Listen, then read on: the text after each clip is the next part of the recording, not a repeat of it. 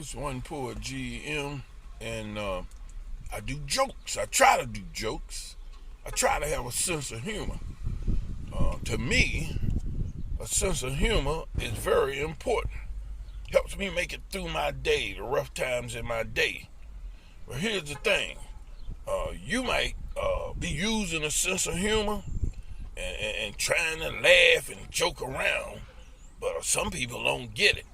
You got some people they just don't get it. They don't want to laugh. They don't want to joke. They take everything serious. I mean, that's okay. I mean, I understand taking life serious and being more serious because it's a serious thing, and some things just ain't funny. And you might be joking somebody, but they be wanting to kick your hind parts. Um, on my job, I was this guy on the phone that pissed me off. See me, well, at first let me say this: I do not joke and play around with people I don't like. Especially when I was a kid, I just leave them alone because I'd be scared I was gonna tee off on them, maybe slap them around or something. So I just leave people I don't like alone. Now, my family and my friends and stuff like that, if I like you a little bit, even a little bit, I'm gonna joke you a little bit. I mean, it helps me handle my stress. And when I go around some of my family members and friends, I have a tendency, when they piss me off, I use humor and I joke. And it was this book that I read. I think it was called Looking Out for Number One. It was a long time ago, but I think that was a book. I could be wrong.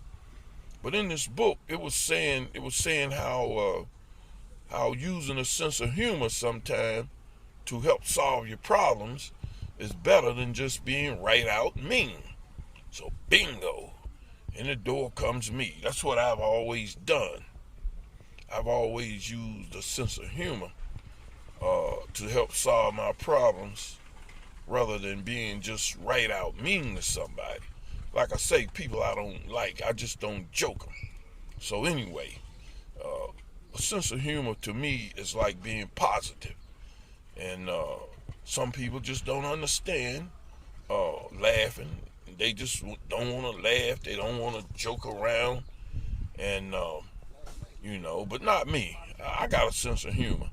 And I do poetic rap. And I try to tell jokes.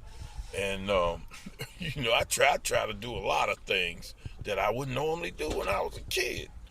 Get up and sing karaoke, try to tell some jokes in front of somebody. I wouldn't do that. No way. After I got older, I kind of got a little braver. And most of the time when I'm joking or writing my verse, I try to talk about stuff that means something. I try to joke about something, a serious thing, make a joke out of it, like marriage. If you married, even in a relationship, if you can't joke around and you don't have a sense of humor, your marriage and relationship is going to be rougher. So, I use humor to kind of help me solve my problems. I mean, let me speak for myself. That might be me. I mean, everybody got to live in their own head. And like I say, I try to say things and I try to verse about or write stuff that maybe can help somebody, because that's what I be trying to do, help myself. I never had a father. I've always had to coach myself around. And anyway, a long time ago when I was a kid, I must have been about 18. I was in the house and it was like this voice just came out of the sky. You ever hear about a lot of preachers? Most of them say they had a calling.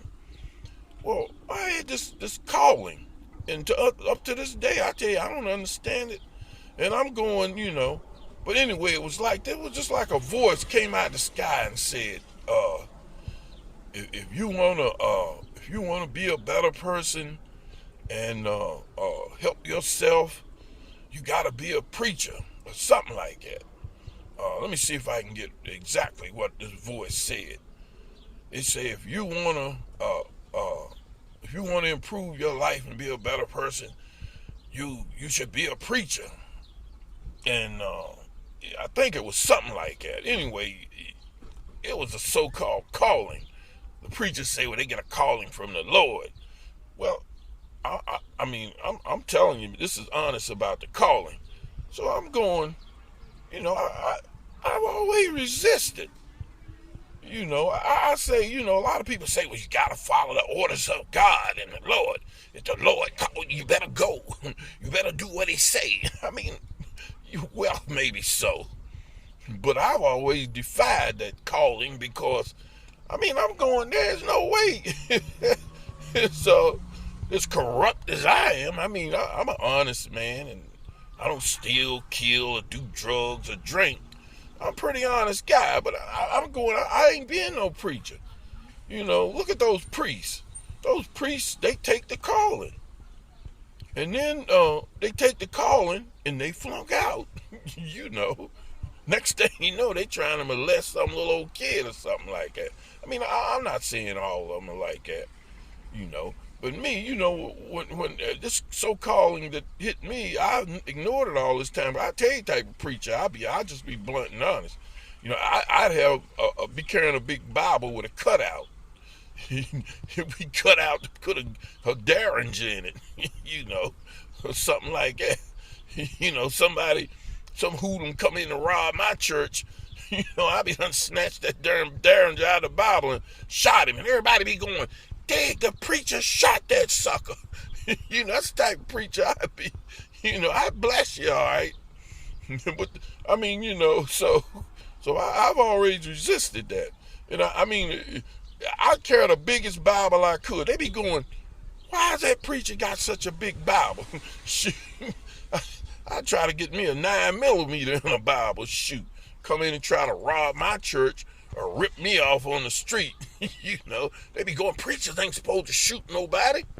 Well, they say the Lord works in mysterious ways.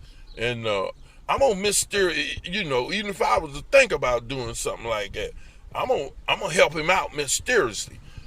I'm gonna mysteriously bust a cap in your butt if you try to rob me or hurt anybody I know. And that Bible I be carrying, I say, Lord, you work in mysterious ways. I thought I was helping you. That fool tried to rob my church or tried to rob me on the street. So, but basically, I wouldn't want to kill nobody. I'd like to slow them up and keep some of my money in my pocket or not be hurt myself. And so I've always resisted being a preacher because I be going, I ain't even going to be walking around worrying about failing or flunking or sinning. Not me. Everybody always, a lot of people go, well, gotta be like Jesus. I'm a man. I'm a human being. I ain't gonna try to be like Jesus. If Jesus was the Son of God, well, they claim we descendants. God is the Father, the Creator is the Father, but not like that. I be going, no. I am not gonna try to be like Jesus. I flunk out. I'm a pretty good guy, but I would flunk out trying to be like Jesus. Especially when I was young, I'd be done slap the crap out of somebody, And then when I get older, I'm cooler now. There's no way that reach out and touch somebody. Not now. But when I was young, shoot. If I'd have been a young preacher, even if I'd have went for that calling at that young age, I'd be trying to help somebody or something like that, and I mess around, probably, I be, baptized, some sucker. Did you see that? What, the girl? Oh, yeah. I had to stop and ask you. Yeah, I saw it. Anyway, anyway, I just got an interruption. I'm getting ready to go in Walmart and do some shopping, and it was this girl that walked past in front of the car. She was like you know, she had one of those, I guess you call them a ghetto booty, a great big basketball booty. And I mean, I saw her, but you know, I'm doing this video. I'm trying to enjoy this day, get some sense of humor in here. And this guy pulls up to my window because I got my windows down. And he goes, "Did you see that?" And I'm going, "Yeah, I saw it. You heard what I said." But he was asking me, did I see the girl with the big basketball butt?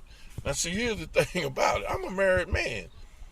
And if that girl would have walked past me and my wife was sitting in the car, I might would have had to look up in the air. Cause she'd immediately start cutting her eyes at me. You know, cause she be going, I know my husband gonna look at that big butt. Well, here's the thing. Sometimes she'll point one. She'll go, Grady, did you see that butt, that girl? And I mean, I guess I have permission to look then. But you know, when I look on my own, oh, well, you know, I cannot look at a big juicy butt on my own. My wife be wanting to slap the crap out of me. Of course, she's a lot better now. But anyway, this one Poet GM. Cut this video short. And I tell everybody out there, if you don't have a sense of humor, go find one. Searching. If you don't know how to have a sense of humor, maybe go see some good comedians and see if they can make you laugh. Then when you get to laughing and it make you feel good, then bingo, there you go. You know how important it is to laugh. Maybe you go out and try to do some laughing and have a sense of humor on your own. One Poet GM, everybody have a nice day. I'm out of here. See you later. I ain't gonna say goodbye at my age because that rhymes too much with die. Goodbye rhyme with die. So see you later.